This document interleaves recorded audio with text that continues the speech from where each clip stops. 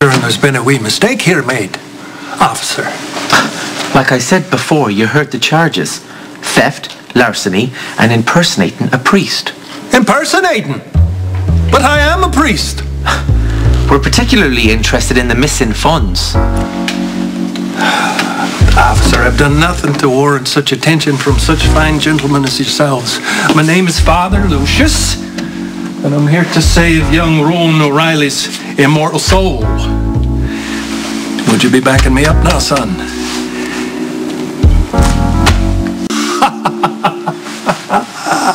No, I think I understand what's happening now. You see, it's not the first time that I've been mistaken for a scoundrel, an American scoundrel by the name of Spencer.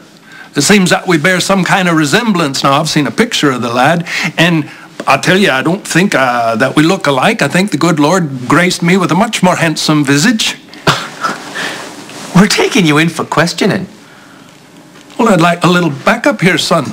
Tell the good officers how long we've known each other. You've been in my parish your whole life, and that I've devoted myself to my vocation. Tell them. I have no idea what this joker's talking about. I don't go to church. Never seen him before today. Right, so you're coming in with us. Come on. It's going to be like that, is it, young Rowan? Well, I hope that the Lord makes you see the error of your ways, You've done a bad thing, Rowan, already.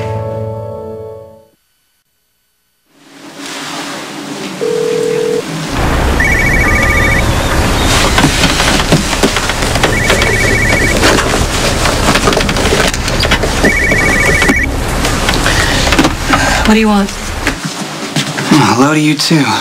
Are you calling to give me a report on Luke's whereabouts? Because I don't want to know. I don't care what happened to him. You sure about that? Did you find him?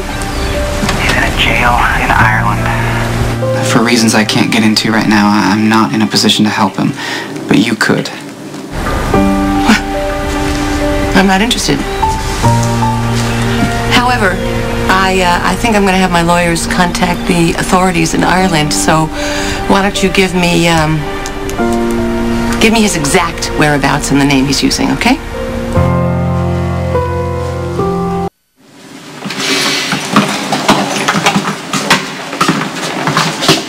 Mr. O'Reilly, my prayers have been answered. I had faith that you'd be a-coming. Father, thought you might be missing these. Oh, thank you, son. I'm lost without my Bible. What's the plan? There's no plan. Well, there's got to be a plan. I can't just stroll out of here man of the cloth or not. I'm undercover. There's nothing I can do. Well, you could work your Interpol connections. I already called them for my release. If I stick my neck out for you, might as well wear a big sign on my chest that says I'm not Ronan. I'm sorry, you're on your own. I understand. Well, then what be you doing here, Mr. O'Reilly? I called Tracy. You know, since she thinks I'm looking for you at her behest, thought she might step up. Well, that was a good move. When's my wee darling coming? She's not. In fact, she threatened to pay a land charges to help the Irish out. Damn, that woman can hold a grudge. And here I was thinking that absence would make her heart grow warmer. Well, I wouldn't rule it out. She did hesitate a little. I mean, it was just for a second, but I heard it. Well, with Tracy, a second's a long time. I'm going to take that as encouragement. I'm going to think positive about it. Yeah, but I can't do nothing from in here. Last chance. You sure you don't want to help me out, Mr. O'Reilly? I'd love to, but I've got my own problems to worry about. Like finding a woman who can blow my cover. Convincing her not to. Siobhan was the girlfriend of a man O'Reilly oft.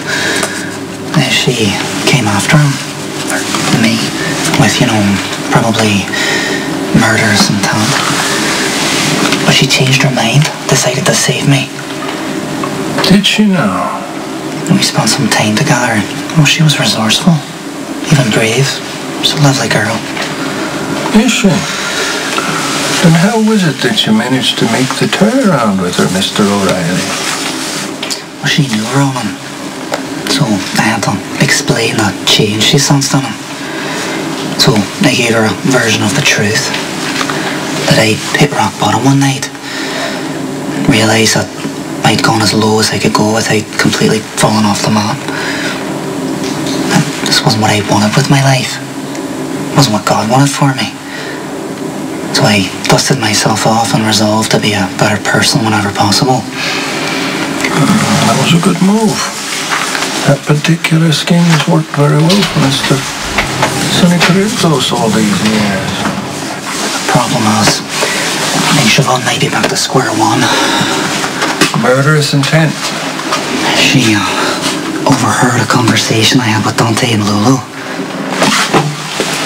You dragged Lulu into a dust-up with a Vulcan. I didn't drag Lulu on anything. Come on, you know how she is. She just showed up with Dante. He was going to act as a backup, but he couldn't pry her off with a crowbar. Look, they're both gone. You don't have to worry.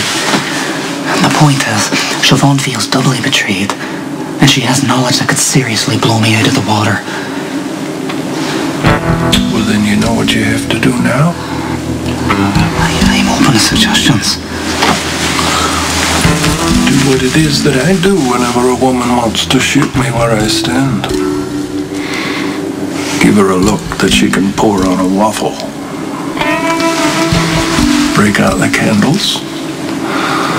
Turn on the violins. And pour on the romance, Mr. O'Reilly. Yeah, that's right.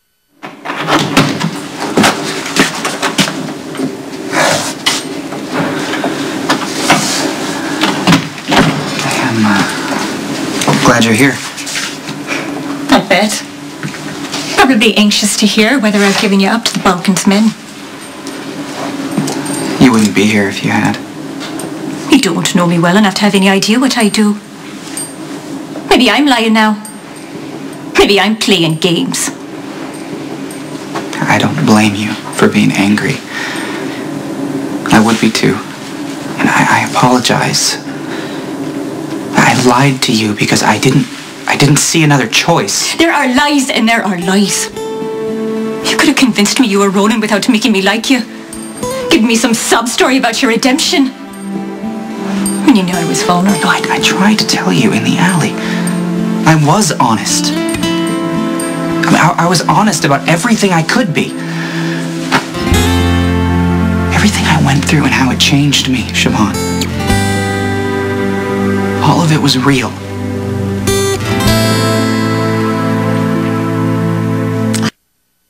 I was trying to protect you. I knew that you'd already been through enough without getting involved in my undercover work. You're a cop. Here to do a job. I was a means to an end. Let's not insult each other by pretending any different. Well, maybe it started out that way. But you can't deny that there was a connection between us. I didn't expect that. And I genuinely like you, Siobhan.